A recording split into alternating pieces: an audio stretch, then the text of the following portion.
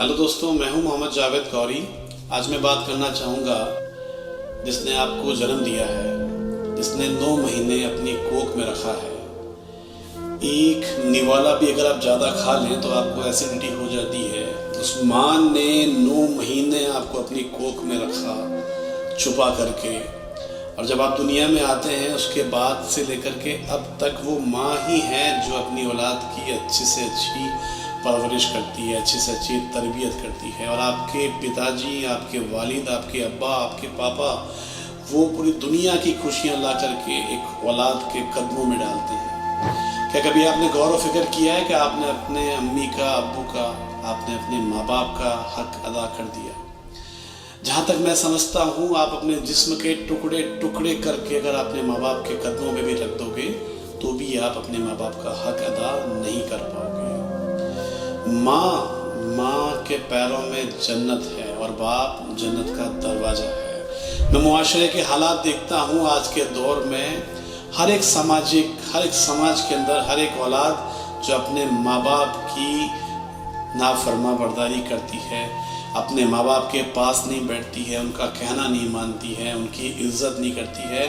और जब से ये मोबाइल फ़ोन आया है, गौर व फिक्र कीजिएगा, आप अपने माँ बाप के पास जाकर के बैठते हैं और सबसे पहले आपका हाथ अपने पॉकेट में जाता है और मोबाइल फ़ोन निकाल करके आप अपनी इंटरनेट की दुनिया में चले जाते हैं। जो माँ 60 साल की है, 70 साल की है, उसने पूरी ज़िंदगी आपको बनाने में लगा दी। उस बाप ने अपना सब कुछ कुर्बान कर दिया आपके लिए, और आज आप घर जा कर के मोबाइल फ़ोन निकाल करके बैठ जाते हैं।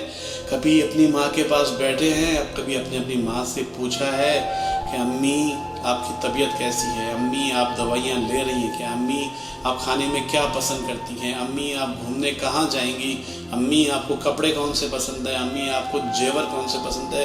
कभी आपने पूछा है, खुदा की कसम खा के पूछिए अपनी माँ से कि अम्मी जान मेरी बीवी कभी आपको कुछ कहती तो नहीं है? अम्मी जान कोई आपको कुछ कहता तो नहीं है?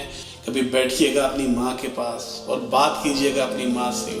और जब आप 6 साल के थे, वो जो मोहब्बत अपनी माँ से की करते थे, जब आपको छींक भी आती थी, आप अपनी माँ से कहते थे कि अम्मी मुझे छींक आ रही है, अम्मी मेरा पाँव दुख रहा है। वो आप 25, 30 साल, 40 साल, 50 साल की उम्र में हो गए, अपनी माँ के पास बैठ के पूछिएगा। वो माँ बड़ी मुस्कुराहट के साथ आपके सर पे हाथ रख देगी और ये कहेगी कि मैं ठीक हूँ, क्योंकि उस माँ का जो दर्द है वो दुनिया का कोई भी दर्द नहीं मिटा सकता। हाँ, आप उस दर्द को कम जरूर कर सकते हो। इस वीडियो को ज़्यादा से ज़्यादा आप शेयर कीजिएगा और लाइक कीजिएगा। और ये वीडियो मैं सिर्फ बनाता हूँ मोटिवेट के लिए।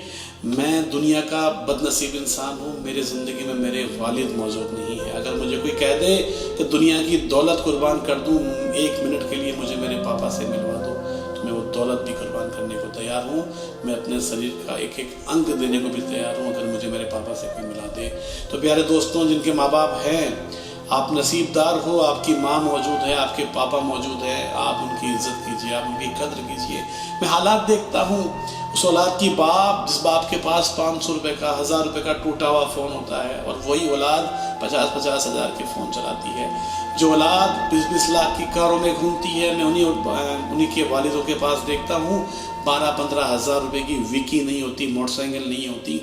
इस हालात को बदलिए, इस मंज़र को बदलिए। ये जब तक ज़िंदा हैं तब तक दुआओं में तुम्हारे हाथ उठते हैं। मूसा अलैहिस्सलाम जब अल्लाह से मिलने जाया करते थे तो कोई तूर का एक पहाड़, उस पहाड़ पर जब मूसा अलैहिस्सलाम एक बार गिरे तो अल्लाह की तरफ से आवाज़ आई, है मूसा संभल के चल, है मूसा संभल के चल, अब तेरी माँ दुनिया में नहीं है, तेरे लिए दुआ करने वाला कोई नहीं है।